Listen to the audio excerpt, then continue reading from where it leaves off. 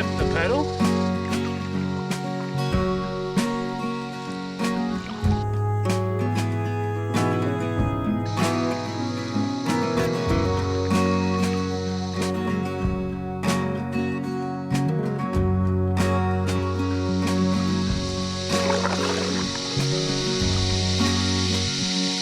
Welcome back to the channel, folks. That's in a very interesting place this week. It's a place that no one in Australia has really ever heard of. Even people in Queensland, a lot of them don't know about this place. The Noosa Everglades. It's behind Noosa, which is a very popular seaside town or resort. A lot of people in Sydney have beautiful big mansions up here. Come up to Noosa for holidays and so forth. A little bit like Byron Bay, in that it's got a big flat sweeping bay, beautiful waves coming in, great surf spot, that type of thing. But just slightly north of Noosa, into the Canoe National Park here, you have these Noosa Everglades, which are just stunning. I'm not sure if you can hear me over the cicadas in the background, but it's that time of the year, it's summer, so it's about 31 degrees, and I'm hopefully only about 45 minutes out of camp, so just trying to make my way to camp now before storms hit. I can see them brewing up out to the west over my left hand side here, so just need to get into camp, get the tarp set up, put the tent up, etc., and then we can relax. But I've got a couple of days or 3 days up there this time, 2 nights, 3 days. I'm really looking forward to spending some great time out here. Weather forecast is not the best, 60 to 70% chance of rain and storm every afternoon, but we'll see how we get on. The clouds coming over the sun now, it's nice and cool, I must admit. So just making my way slowly up the river here to camp, and I'll give you a look at that when I get there.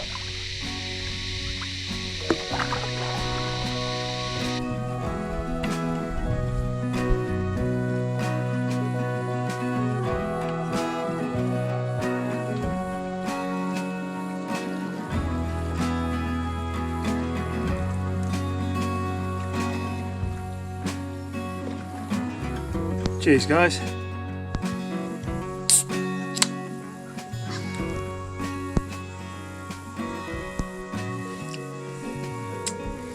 Well, that was a 4-hour slog upriver. Not that there's any real current, but yeah, pretty hard yakka. 31 degrees Celsius and about probably 70-75% humidity. Such is summer in the tropics. Absolutely dripping sweat all the way, but don't get me wrong, absolutely beautiful paddle. This really is a stunning area. The river's mostly flat, there's just a little bit of wind here and there. But other than that, she's just beautiful to paddle on. Really nice. Bath temperature water, unfortunately. It's not too bad just in here, it's a little bit cooler. So chance of fishing is probably going to be fairly low, so I'm going to get up early tomorrow morning once the water's sort of cooled down and the fish are a bit hungry, and just cast out amongst the reeds here and so forth, and maybe go for a poke up the river. But for the moment, I'm just going to sit here and enjoy this spectacular view, finish this beer off, relax, and then come to you guys at dinner time.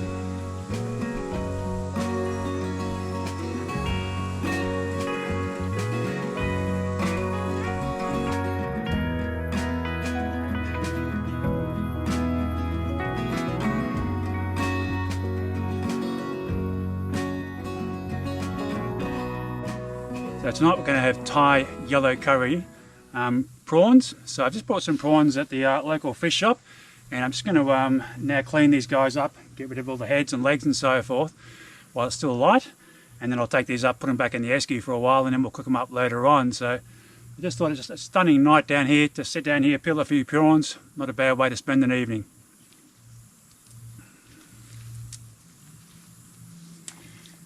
Okay, so we're just going to warm up some rice first.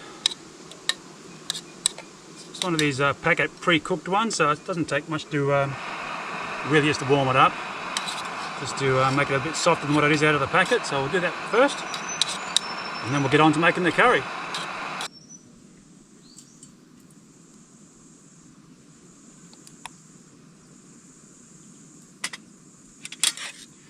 Okay, so the rice is all done now.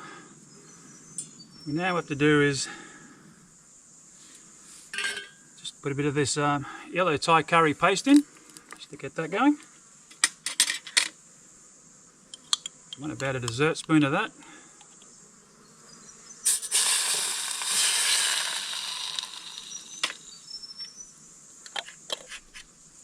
So we'll get him going.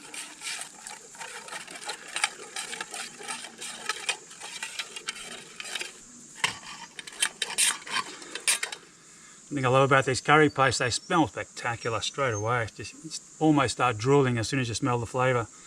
It's just beautiful. Absolutely delicious.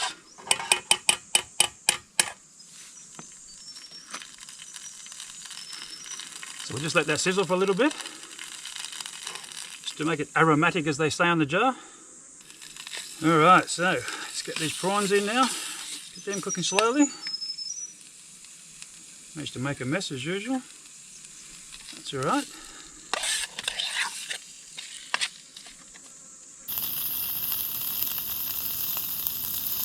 Alright, so we have here some coconut milk, which we'll add as well. Looks like that might have gone a bit hard.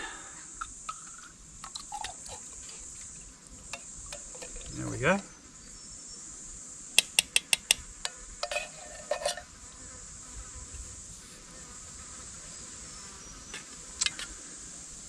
Just stir that through. And then we've also got in here some fish sauce and brown sugar.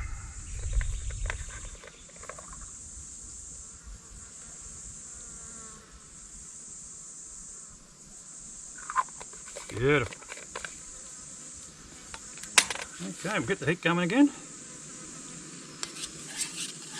That smells amazing, I gotta say. So according to the can, we just let that simmer for another couple of minutes. Again, that's got some capsicum here I'll throw in as well. We'll add that to the rice and then we can eat. Well, this looks and smells amazing, I have to say. Gotta love it when a plan comes together. I've been thinking about this particular recipe for a while now. It's one of my favourites at home. But one of the problems is, of course, teenage daughters don't always like curries and so forth. So thought whilst I'm out camping, might as well give it a run, and it's just worked out an absolute treat. Really, really fantastic. Bit of cloud coming in from the west now. There is a forecast for a storm. It was supposed to be about a 70% chance of rain today. I haven't bothered putting up the tarp. Don't see that it's going to be necessary tonight, and to be honest, I just can't be bothered. So the plan is have an early dinner, which I'm doing now. It's about 6:05. Have that with a nice cold beer and so forth. Probably make a cup of tea later on, but otherwise head to bed, just relax, unwind. And we've got 2 more days out here to enjoy the place and take in the sights, as they say.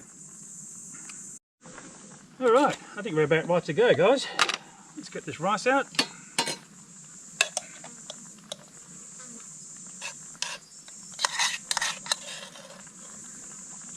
Probably going to end up way too much food here, but that's alright. Looks good.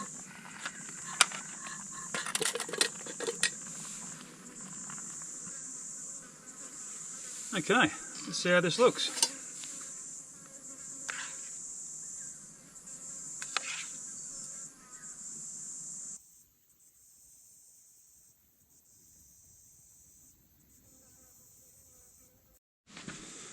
Alright, moment of truth. Let's see how this bad boy tastes.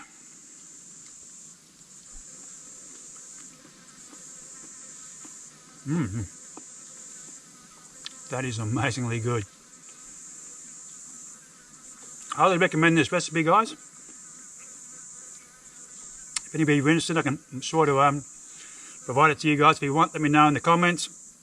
Happy to send it to you guys, but it's absolutely delicious. Very filling with the rice, so as always, I'm going to sit back, enjoy this with a beer. I'll come back to you guys before I go to bed. Well, being a national park, we can't actually have a campfire tonight, and to be honest, I'm absolutely rapt that we can't. It is far too hot. It must be at least 25 degrees Celsius at the moment. It's supposed to get down to about 21 degrees overnight, but yeah, far too hot. I've got the ventilation working overtime on this little tent, trying to keep myself cool. So the plan is just to let this body of mine recover tonight. I'll get up nice and early, and as I said, if the conditions are right, we'll get out on the canoe and see if we can chase some of these sneaky little bass down. But otherwise, we'll then come back, pack up camp, head up to the next camp. So next camp's not too far up the river, so that's nice and easy. So it won't be quite the endeavour it was yesterday, or this morning I should say. So yeah, I will wrap it up for tonight and catch up with you guys in the morning. Well, good morning. No storms last night, which was fantastic. Very, very warm though. Very, very sticky. It didn't cool down until about midnight probably, before I could even get in under any sort of a cover. So that's all right. It was a great night's sleep though. Can't complain at all. Just making my first coffee for the day. Just want to say thank you for all the people who commented, by the way, in a couple of videos back when I was talking about coffee and how to make it and the different options available, etc. And there seemed to be two schools of thought. One was around you get an AeroPress, which are very, very popular, which I had a look at. And they've got a couple of models now, which is good, even a smaller one and so forth. The only downside I didn't like about the AeroPress was the bulk of the thing. And yeah, you just can't get away from the bulk. What I've ended up with is one of these little GSI drippers. Dan from One True Canoe suggests I get one of these little guys because it's just a lot easier. And the good thing about this, it folds up absolutely flat and away you go, which is fantastic.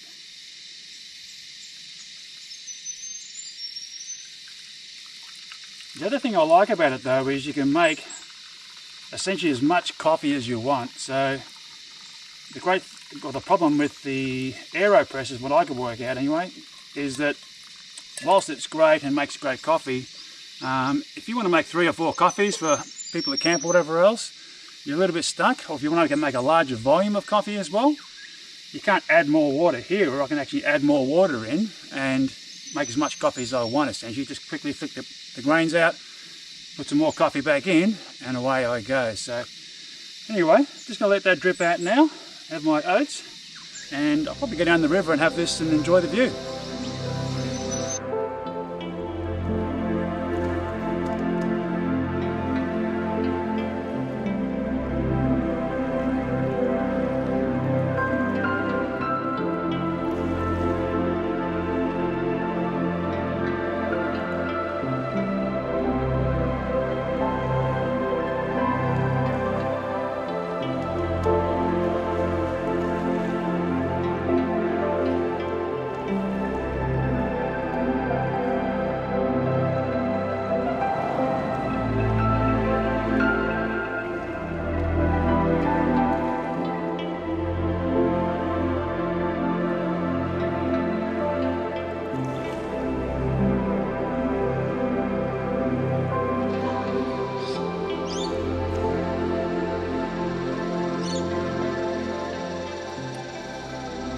Well, the coffee is perfect. Very, very happy with that little system. I'll definitely be using that. I've also bought a little grinder as well for the longer trips. I'll be using that over the next few weeks as I head down south for Christmas. Planning to do a few more trips along rivers as I go down. There's a couple of big major river systems on the way down between Queensland and the bottom of New South Wales. So plan is to, over the next few weeks, is to go down and do a few more of those 2-night trips, which will be great. So very happy with this system. It'll work really, really well. Unfortunately, there's a lot of cloud cover this morning, and also it's not normally an issue. When it's humid like this and there's no wind, it just gets very, very sticky. As far as just doing anything, to be honest, as soon as you start walking around doing anything, you just start sweating, but that's okay. Plan is to get on the river early this morning. It's far too warm here in the water, unfortunately, for fishing, so plan is head upstream, find the next camp that I've put on Gaia, jump into there, and set up camp early, and then I've got the entire day essentially to then get back in the canoe, come up even further up the river. It starts to tighten up really well up further in the river.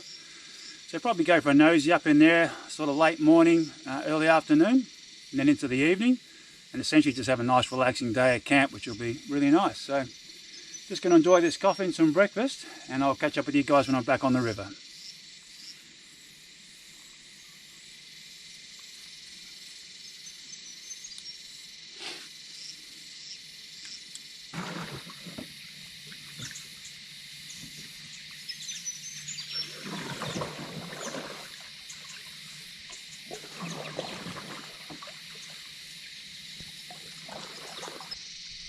Well, it's just on 8:15 at a camp at a reasonable time. That's not too bad. Next campsite's only about half an hour up the river, so an easy paddle this morning. almost no breeze. There's a little bit of breeze, which is lovely actually. It's keeping the humidity down and helps dry the sweat on your body, which is nice. The cloud covers has persisted this morning, unfortunately. I thought it might clear up once the sun got up, but it hasn't. So what that tends to do is, while it keeps the sun off you, which is nice, it does then keep a lot of moisture in the air. So that's all right. Can't complain. Beautiful day out in the river this morning, as you can probably see around me. Just stunning. I'm just going to enjoy this paddle.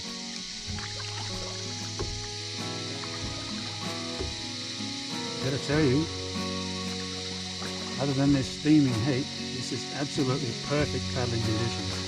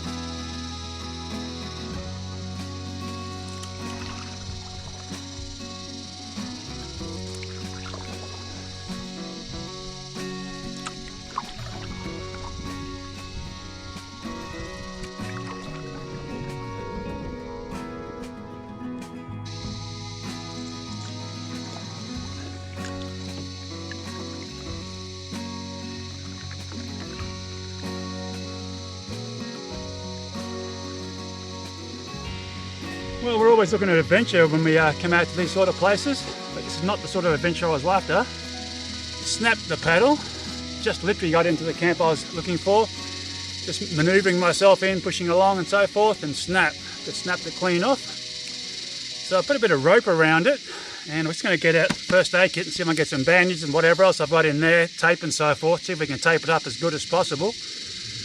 But unfortunately, that will shorten our trip, so I'm not going to stay here overnight.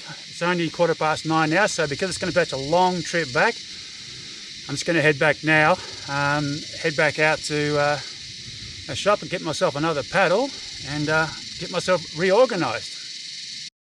Well, that's the finished product. 2 bandages, 2 pieces of rope. Got to be a very, very gentle paddle all the way back. It's now 9:25. We'll stop for lunch along the way somewhere and we'll see how we get on. Well, this is going to be a very long trip back, guys. Very gingerly with this broken paddle. So far it's working all right. We'll see how we get on. Luckily, it's only 9:30, so we do have all day to get back, so there's no hurry. And yeah, as I said, it'll be a slow paddle though, so I'll come back to you as I make progress.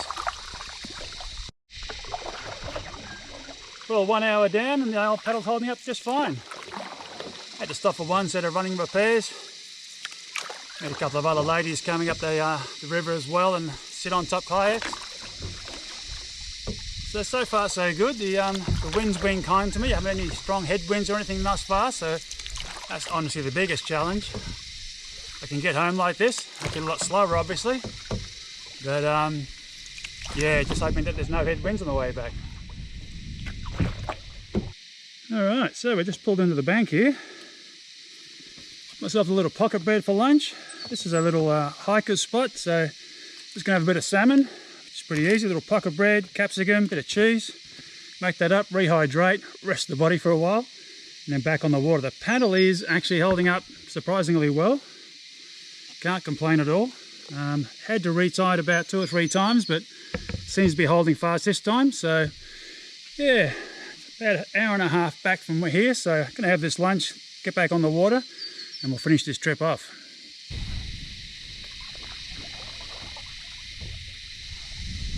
Well, you know it's summer when the cicadas are out. They're having a great old time today. Lunch went down a treat. Always nice to get out and just stretch the muscles again, stretch the back out. Plenty of drink, water, lots of chocolate. Bit of energy for the last push up the river, or down the river I should say. So the reason I didn't end up camping the night was several reasons. One, I really didn't know if this paddle was going to work as a broken paddle, and I figured if I left at 9 AM in the morning, that'd give me all day to get back. The other reason is the forecast for tomorrow, or forecast for tonight and tomorrow, is storms, 80% chance of rain, storms, and then it suddenly changed. So what that would have meant is in the morning I'd have been facing a southwesterly wind, and with that essentially I'd be having a headwind all the way back. Now that's fine with a good paddle, you can sort of push through that and pull yourself up the river. But with a broken paddle and not knowing exactly how I was going to get back, I wasn't willing to take my chances on the paddle not working and having to drag it along, or try and work out some other way that I could get myself essentially back to the car. It's a long trip. It's I think about 15 kilometres. I'll put it on the screen if that's wrong. So it's a fair one, fair old paddle. It's about probably 4.5, 5 hours all up from where I went to camp this morning to where the car's parked. So it's a fair old haul. So yeah, the decision was, no, get on with it, try and fix the paddle and start working your way back today. I could always camp halfway back if that needed be, and a night up my sleeve, but otherwise start working the way back, get back to the car, regroup, go again. So that's where we are today. Turns out the paddle's working an absolute treat, so that's good. Very happy with that. Good to know that for future trips as well. I will get myself a cheap spare paddle though, I must admit, particularly for these 2-nighters. On the lake it's not too bad, there's boats around, someone can pull you back. But a place like this where you're all by yourself, you really do need that spare paddle, so I'll definitely be doing that as well. But luckily the clouds have come over right this second, keeping the sun off me, which is nice, but I am into the head breeze already, so the change may have come a little bit early, I'm not sure, or it's just spinning around at the moment, but punching into a bit of a head breeze at the moment, but that's all right. At least it's keeping the humidity down, which is nice. So yeah, we'll see how we get on for the next hour and a half, and see how this paddle holds up.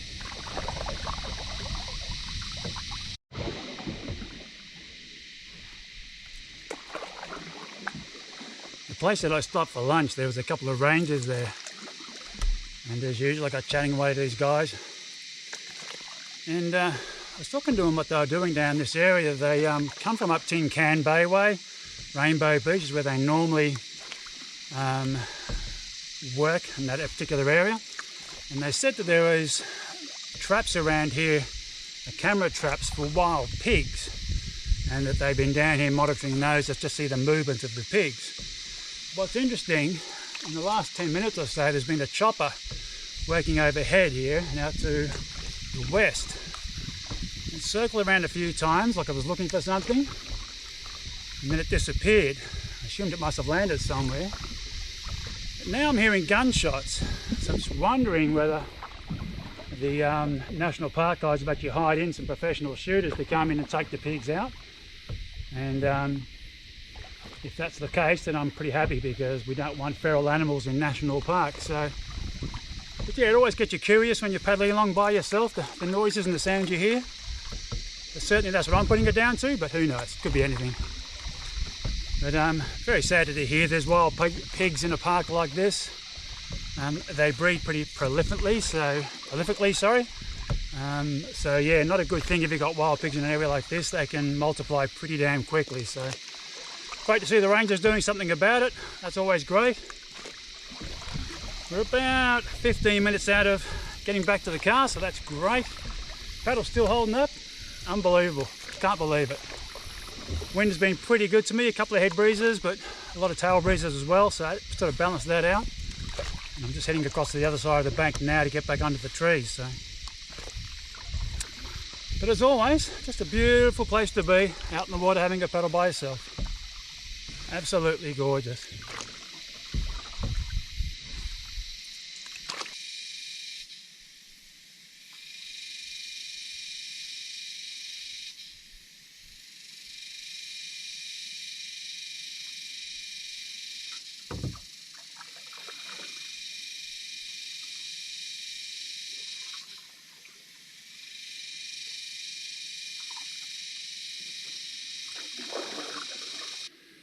Cheers, guys.